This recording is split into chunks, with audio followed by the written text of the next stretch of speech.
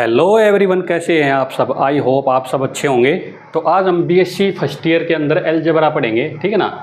Rank of A matrix exercise 2.1 मैंने basic इसका आपको पहले ही बता दिया है, ठीक है ना। एक्सरसाइज स्टार्ट करते हैं। तो रैंक कैसे निकाला जाता है, ठीक है, ये मैंने आपको पहले ही बता रखा है। अगर भी कोई मैट्रिक्स अगर ए है तो रैंक ऑफ ए क्या होता है, लेस देन इक्वल टू क्या होता है, minimum of M cross N. अगर कोई मैट्रिक्स ए जो है अगर एम क्रॉस एन की होती है, रेक्टेंगुलर मैट्रिक्स की बात कर रहा हूँ। स्क्वायर में तो क्या होता है, स्क्वायर में तो रो और कॉलम इक्वल होते हैं, ठीक है ना। यहाँ मिनिमम लेने की जरूरत नहीं है, ठीक है, ओके। तो वहाँ पे तो क्या होता है, वहाँ तो स्क्वायर मैट्रिक्स में तो एक ही नंबर होता है, तो उससे लेस देन इक्वल टू आ सकता है, ठीक है ना। तो rank of A less than equal to minimum of M into N, M और एन, ठीक है, ओके। तो इस मैट्रिक्स का ऑर्डर कितना है, 2 क्रॉस 4। तो इसका जो रैंक आएगा वो लेस देन इक्वल टू क्या आएगा, 2 आएगा। तो सबसे पहले क्या करेंगे हम, सेकंड ऑर्डर के माइनर चेक करेंगे, क्योंकि रैंक क्या आएगा, 2 या 2 से कम। सेकंड ऑर्डर के माइनर चेक करेंगे। अगर सेकंड ऑर्डर का माइनर अगर नॉन जीरो आ गया तो उसका रैंक कितना होगा, 2। अगर सारे सेकंड ऑर्डर के माइनर अगर क्या आ गए, 0 आ गए, उनका डिटरमिनेंट 0 आ गया, तो इसका हम एक ऑर्डर का माइनर चेक करेंगे। एक ऑर्डर का चेक करने की जरूरत नहीं है, क्योंकि नॉन जीरो मैट्रिक्स का रैंक 1 तो होता ही होता है, ठीक है, ओके। तो यहाँ से हम पहला ही चेक कर लेते हैं, second order minor, second order minor, ठीक है ना। इसका नाम रख लेते हैं M1। M1 कितना आ गया, ये आ गया पहला ही है 1 - 3 9 और 1, ये कितना आ गया 1 प्लस में 27 equal to 28 not equal to 0। इसका मतलब है सेकंड ऑर्डर माइनर इस मैट्रिक्स का क्या आ गया, नॉन जीरो आ गया। उसका डिटरमिनेंट क्या आ गया, नॉन जीरो आ गया। इसका मतलब क्या हुआ, इस मैट्रिक्स का रैंक क्या आ गया, rank of A equal to 2 आ गया, ओके। आई होप आपको ये क्वेश्चन बिल्कुल अच्छे से क्लियर हो गया होगा। सेकंड क्वेश्चन चेक करते हैं। तो इसका नाम क्या है, इसका नाम भी ये रख लेते हैं। तो देखो यहाँ से पहले तो क्या करेंगे, ए का डिटरमिनेंट निकालेंगे। क्या निकालेंगे, ए का डिटरमिनेंट, 0 - 1 2 4 3 1 4 2 3, राइट, ओके। तो देखो इसके अंदर डायरेक्ट नहीं निकालेंगे, इसमें ऑपरेशन लगा के निकालेंगे, ठीक है ना। तो यहाँ क्या करेंगे, R2 पे ऑपरेट किया, R2 प्लस में R1। देखो तो यहाँ से देखो करो, तो यहाँ से क्या आ गया, देखो इसके अंदर ऐड कर दो, a इक्वल टू ए का डिटरमिनेंट 0 - 1 2। तो इसके अंदर ऐड किया 4, इसके अंदर ऐड किया तो 2 हो गया, इसके अंदर ऐड किया तो क्या आ गया 3 4 2 3। यहाँ से देखो क्या लिखेंगे, R2 एंड R3 क्या है, R आइडेंटिकल, क्या है ये आइडेंटिकल है। इसका मतलब क्या होगा, ए का डिटरमिनेंट क्या आ गया बच्चों, यहाँ से 0 आ गया, ठीक है ना। इसका मतलब क्या हो गया, ए का रैंक जो है 3 तो नहीं हो सकता, क्योंकि डिटरमिनेंट क्या आ गया यहाँ से 0। अब क्या करेंगे, सेकंड ऑर्डर माइनर चेक करेंगे। तो सेकंड ऑर्डर माइनर में क्या है, ये पहला ही आ रहा है, देखो यहाँ से। तो यहाँ से M1 क्या ले लेते हैं, सेकंड ऑर्डर माइनर, ठीक है ना। चेक कर लेते हैं यहाँ से क्या आ गया, M1 यहाँ चेक करो, 0 - 1 4 और 3। तो ये क्या 0, कितना आ गया ये 0 प्लस में 4 इज नॉट इक्वल टू 0। इसका मतलब क्या होगा, इस मैट्रिक्स का सेकंड ऑर्डर माइनर क्या आ गया, नॉन जीरो आ गया। इसलिए इस मैट्रिक्स का रैंक कितना आ गया, यहाँ से 2 आ गया, ओके। नेक्स्ट क्वेश्चन करते हैं। नेक्स्ट क्वेश्चन देखो, तो कितने ऑर्डर की मैट्रिक्स है बच्चों ये, 3 क्रॉस 4। कितने ऑर्डर की है, 3 क्रॉस 4। तो इसका जो रैंक आएगा, rank of A is equal to minimum of 3 and 4, यानी कि इसका रैंक जो आएगा less than equal to minimum of 3 and 4, यानी जिसका जो रैंक आएगा वो 3 या 3 से कम आएगा, राइट, ओके। तो क्या करेंगे हम, थर्ड ऑर्डर के माइनर चेक करेंगे। सबसे पहले क्या करेंगे, थर्ड ऑर्डर के माइनर। तो देखो क्या करेंगे, लीविंग एक एक कॉलम को छोड़ देंगे, लीविंग 1 by 1 कॉलम, ठीक है ना। We get 4 minors of A order 3। देखो कैसे, पहले क्या करूँगा मैं, फिर फोर्थ कॉलम को छोड़ देता हूँ। इसका क्या आ गया, M1 क्या आ गया, 1 3 - 1 3 9 - 3 4 12 - 4 M2। अब की बार क्या करूँगा मैं, फोर्थ को छोड़ा था, अब की बार थर्ड को छोड़ दूँगा, 1 3 - 1 3 9 - 3। अब यार फोर्थ को छोड़ देते हैं, 5 9 और -3।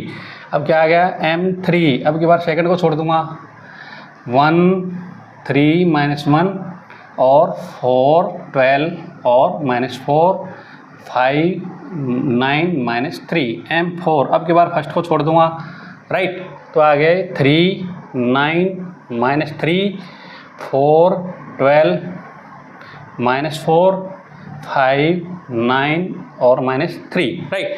इन 4 माइनर्स में आप एक चीज़ चेक करो, देखो जो सेकंड और थर्ड कॉलम है, सेकंड और थर्ड, सेकंड और थर्ड, सेकंड और थर्ड, सेकंड कॉलम जो है ना कांस्टेंट मल्टीपल ऑफ R3 है, यानी क्या लिखूँ यहाँ पे R2 is a constant, constant multiple का मतलब किसी न किसी कांस्टेंट का मल्टीपल है, कांस्टेंट मल्टीपल ऑफ R3। कैसे देखो, अब देखो यहाँ पे मैं इसको -3 से मल्टीप्लाई कर दूँ, इसको मैं -3 से मल्टीप्लाई कर दूँ, ठीक है ना, -3 से मल्टीप्लाई कर दूँ तो कौन सा कॉलम आ जाएगा, ये आ जाएगा, या इसमें से -3 कॉमन ले लो, -3 कॉमन ले लो तो ये क्या आ जाएगा, ये कॉलम आ जाएगा थर्ड वाला, ठीक है ना, या इसको मैं -3 से मल्टीप्लाई करके कर दूँ, ठीक है, इसको मैं -3 से मल्टीप्लाई कर दूँ तो ये भी सेम आएगा, इसको मैं -3 से मल्टीप्लाई कर दूँगा तो ये भी सेम आएगा, इसको मैं -3 से मल्टीप्लाई कर दूँगा तो ये भी सेम आएगा, यानी कि R2 जो है ना वो R3 का क्या है, कांस्टेंट मल्टीपल है। इसका मतलब ये दोनों क्या हो जाएंगे, आइडेंटिकल हो जाएंगे, एक ऑपरेशन करने लगाने के बाद क्या हो जाएगा, ये R2 और R3 क्या हो जाएंगे, चारों माइनर्स में क्या हो जाएंगे, ये आइडेंटिकल हो जाएंगे। तो इसका मतलब है इन सब का डिटरमिनेंट क्या आएगा, 0 आएगा, इन सब का डिटरमिनेंट क्या आएगा, 0 होगा। तो इसका मतलब ए रैंक ऑफ ए 3 नहीं हो सकता। सेकंड ऑर्डर माइनस चेक करते हैं, तो देखो ये यहाँ से ये देखो 9 × 3 × 3 9, 12 3 36 9 चौक 36 9 9 9 36 36 36 36, ये भी सब 0 आ रहे हैं, ये बच गया है कौन सा, M1, कौन सा बच गया, 4 5 12 और 9, कितना आ गया ये 36 माइनस में 60 नॉट इक्वल टू 0। सिर्फ एक माइनर है, ठीक है ना, जिसका डिटरमिनेंट क्या आ रहा है, नॉन जीरो आ रहा है। इसका मतलब क्या हो गया, इस मैट्रिक्स का ऑर्डर कितना है, 2 है। Rank of A is equal to 2। I hope आपको ये क्वेश्चन बिल्कुल अच्छे से क्लियर हो गया होगा, ठीक है ना। यहाँ पे आप ध्यान रखना, इसको जो मैं इसको या तो यहाँ से कॉमन निकाल लो, या तो इसको यहाँ से कॉमन निकाल लो, या इसको मल्टीप्लाई कर दो, ठीक है ना। जब मल्टीप्लाई कर दोगे तो ऑपरेशन में तो कुछ भी कर सकते हो ना आप, राइट। तो ये क्या है, R1 R2 और R3 क्या हो जाएंगे, सारे माइनर्स में M1 M2 M4 में सारे माइनस R2 R3 क्या हो जाएंगी, आइडेंटिकल हो जाएंगे। तो आइडेंटिकल हो जाएगी तो सबका डिटरमिनेंट क्या हो जाएगा, 0 हो जाएगा। तो यहाँ से हम एक और सेकंड ऑर्डर माइनर क्या कर लेंगे, फाइंड आउट कर लेंगे, ठीक है ना, नॉन जीरो, जिसका डिटरमिनेंट क्या आ रहा है, नॉन जीरो। अगर नॉन जीरो आ गया तो इस मैट्रिक्स का रैंक वो कितना आ जाएगा, 2 आ गया। ओके, नेक्स्ट क्वेश्चन करते हैं। नेक्स्ट क्वेश्चन देखो, 4x4 ऑर्डर की मैट्रिक्स, थर्ड ऑर्डर तक के तो हम क्वेश्चन कर सकते हैं, क्योंकि 3 ऑर्डर का डिटरमिनेंट हमें निकालना आता है, तो 3 ऑर्डर के माइनर निकाल के हम चेक कर सकते हैं, ठीक है ना। फोर्थ क्वेश्चन मैंने इसलिए छोड़ दिया, वो आपके लिए सिंपल है। पहला ही जो है उसके अंदर माइनर जो है, पहले 3 कॉलम वही, उसी का डिटरमिनेंट क्या आ रहा है, नॉन जीरो आ रहा है, ठीक है ना। थोड़ा ये क्वेश्चन ठीक है, देखो यहाँ से, तो यहाँ से देखो, यहाँ से पहले तो इसका 4x4 इसका रैंक कितना है, ये क्योंकि स्केयर मैट्रिक्स है तो ये लेस देन इक्वल टू 4, इसका रैंक जो है 4 या 4 से कम आएगा। तो सबसे पहले तो हम इसका डिटरमिनेंट निकाल के देखेंगे। तो डिटरमिनेंट निकालने के लिए क्या करेंगे, ऑपरेशन लगाएंगे, ए का डिटरमिनेंट निकालो। तो यहाँ से देखो आप, तो यहाँ से आप देखो, पहले तो इसको मैं लिख लेता हूँ, 6 1 3 8 4 2 6 -1 10 3 9 और 7 16 4 12 और 15। देखो यहाँ से ऑपरेशन लगाते हैं, देखो R1 R2 को जोड़ दूँ मैं, तो यहाँ से देखो ये 10 3 9 7 आ जाएगा। देखो क्या करेंगे, ऑपरेट इसको लगा देते हैं R2 पे, R2 प्लस में R1। तो यहाँ से देखो आप, तो यहाँ से देखो 6 1 3 8, ये हो जाएगा 6 4 10, ये हो गया 3, ये कितना हो गया 9, ये कितना हो गया 8 में से 1 गया 7, 10, 3, 9, 7, 16, 4 और 12 और 15। देखो यहाँ से R2 और R3 क्या आ गए, आइडेंटिकल आ गए। R2 एंड R3 क्या आ गए, आइडेंटिकल आ गए। इसका मतलब क्या हो गया, ए का डिटरमिनेंट तो 0 आ गया। इसका मतलब क्या है, इसका रैंक जो है 4 तो नहीं हो सकता, 4 नहीं हो सकता। अब देखो इसके अंदर 3 ऑर्डर के माइनर निकालेंगे तो बहुत सारे निकलेंगे, ठीक है ना। तो क्या करेंगे, इसको और ऑपरेशन लगा के देखते हैं। और ऑपरेशन कैसे लगाएंगे, देखो अब यहाँ से देखो, इसको अगर मैं R1 R2 को ऐड कर दूँ, R1 और R3 को, सॉरी ये तो पहले से आ गई, R1 और R3 को मैं ऐड कर दूँ तो क्या करेंगे, देखो ऑपरेट R1 R3 पे लगाते हैं ऑपरेशन, R1 प्लस में R3। तो यहाँ से देखो ए का डिटरमिनेंट चेक करो, देखो देखना आप यहाँ से देखो क्या आ गया, 6, 1, 3 और 8, 6, 1 और 3 और 8। यहाँ से आ गया 10, 3, 9, 7, राइट। और यहाँ से देखो ये एक ये आ गया 10, नहीं गड़बड़ हो गया, 10 और 16 ऊपर वाली पे लगाना था, सॉरी R1 पे लगाना था, R1 पे, ठीक है। R1 पे लगेगा 10, 3, क्योंकि ये तो गड़बड़ हो जाएगी, 9, 7 ऊपर वाली चेंज करनी है। तो ये हो गया 16, देखो 10 और 6 16, फिर क्या हो गया, फिर कितना आ गया बताओ, 3 और 1 4, फिर क्या आ गया 12 और 3 सॉरी 9 और 3 12 और 8 और 7 15 और नीचे आओ 16, 4 और 12 और 15। देखो 2 रो तो ये आइडेंटिकल होगी और फर्स्ट और फोर्थ भी आइडेंटिकल होगी। जब मैं इनके अंदर ऑपरेशन लगाऊंगा, कैसा ऑपरेशन है, ए के अंदर देखो R1 माइनस में R4, R2 माइनस में R3। तो यहाँ से देखना ए का डिटरमिनेंट क्या आएगा, देखो ध्यान से, वो तो 0 ही आ रहा है। देखो तो क्या हो जाएगा यहाँ से 0 0 0 0, फिर क्या हो गया 0 0 0 0। अब क्या बच गया 10, 3, 9 और 7, 16, 4, 12 और 15। अब यहाँ से देखो, अब इसके अंदर नॉन जीरो रो कितनी है, ये हम जानते हैं कि किसी भी मैट्रिक्स के अंदर नॉन जीरो रो जितनी होती है ना, जीरो रो का तो कोई चक्कर ही नहीं है, वो तो खत्म कर दो।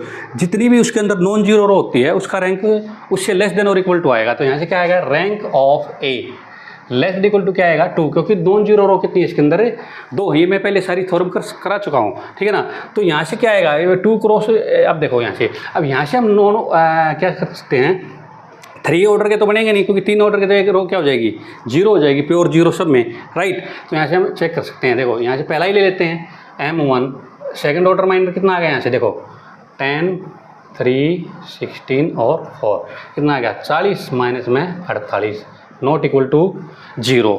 यहाँ से क्या आ गया, अभी इसके ऑल देखो रैंक 4, इसका डिटरमिनेंट कितना आ गया 0। इस यहाँ से ये ऑपरेशन लगाने से मुझे ये पता लग गया, कोई भी 3 ऑर्डर का माइनर लूँगा तो उसमें एक कॉलम तो या एक रो तो कम्प्लीटली क्या आएगी, उसके अंदर 0 आएगी, ठीक है ना। तो 0 रो या 0 कॉलम होगा जिस मैट्रिक्स में, उसका 100% क्या आएगा, डिटरमिनेंट 0 आएगा, राइट।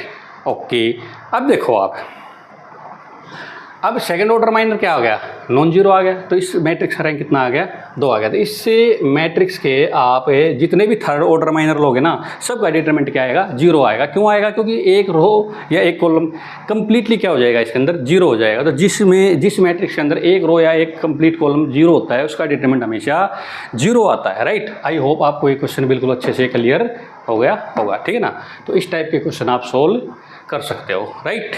देखो इम्पोर्टेंट है, अच्छा क्वेश्चन है। देखो इसका रैंक निकालेंगे और अलग अलग केस में निकालेंगे। ए बी सी पर क्या है, सारी की सारी कंडीशन है।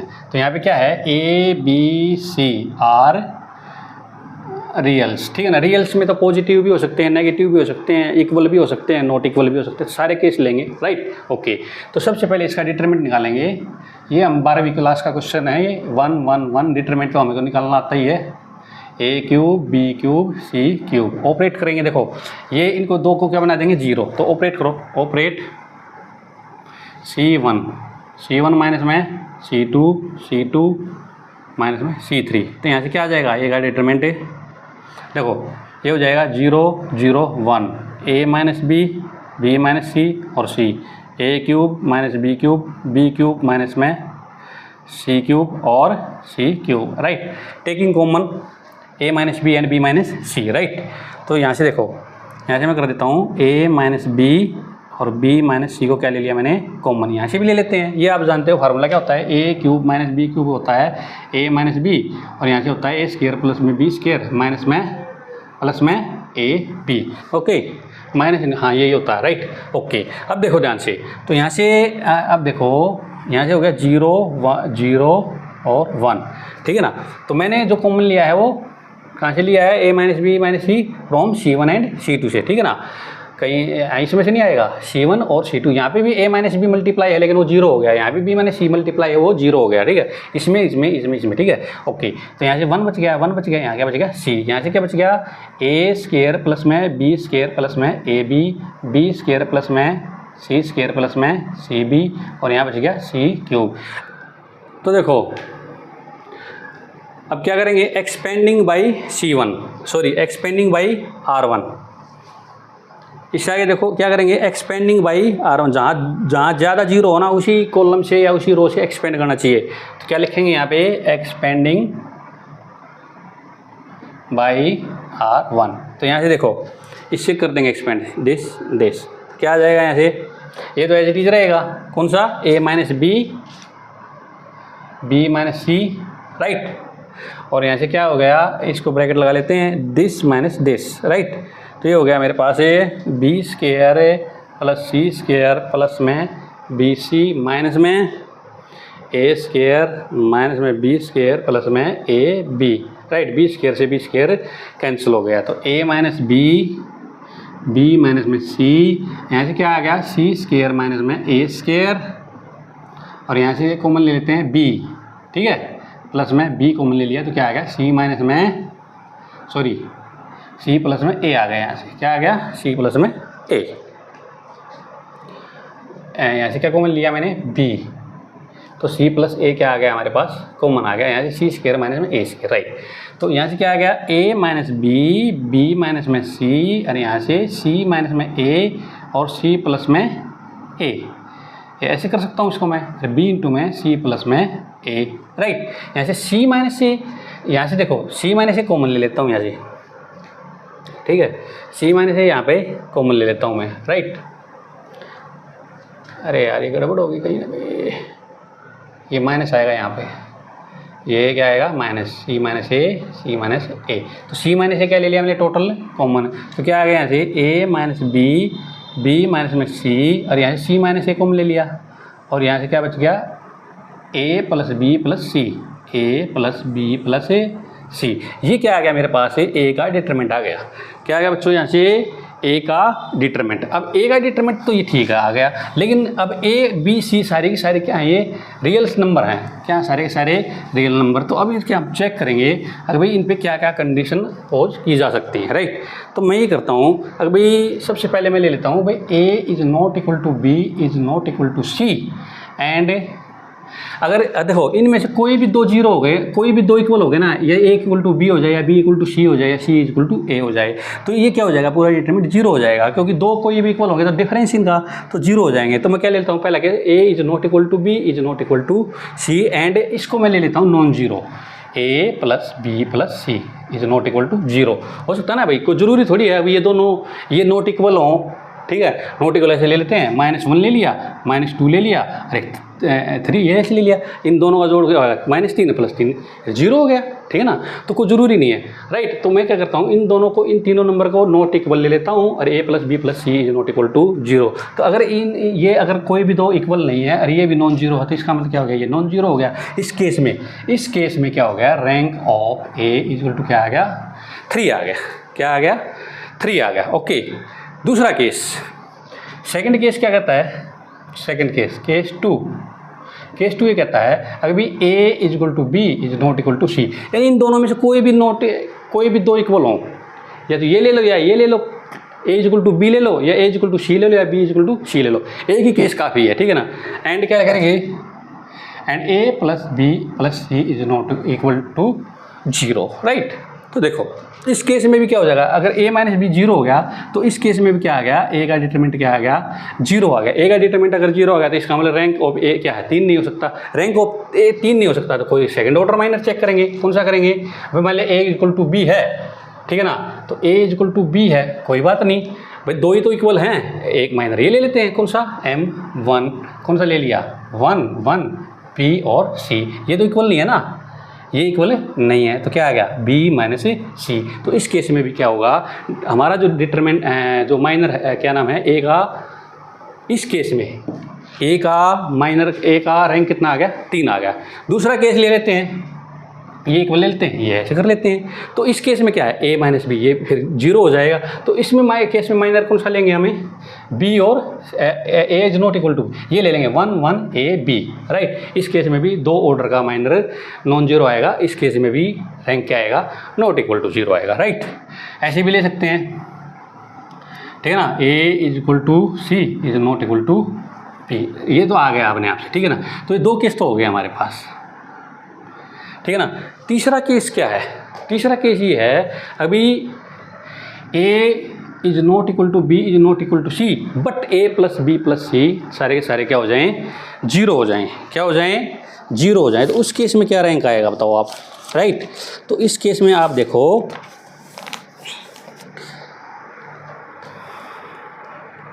नहीं देखो आगे चलते हैं, a plus a is equal to b is equal to c, तीनों अगर इक्वल हो, तीनों इक्वल हो तो क्या हो जाएगा, a minus B, b minus में c और c माइनस में a, और a plus b plus c is equal to zero आएगा। इस केस में भी डिटरमिनेंट क्या आएगा, जीरो आएगा, क्या आएगा, इस केस में भी डिटरमिनेंट जीरो आएगा। बट अब देखो, अब यहाँ पे आपको एक चीज़ करनी पड़ेगी, a का डिटरमिनेंट पता है क्या बनेगा, 1 1 1, ये तो इक्वल हो गए, a ले लिया मैंने सबको, a cube b cube, sorry a cube अरे ए क्यूब।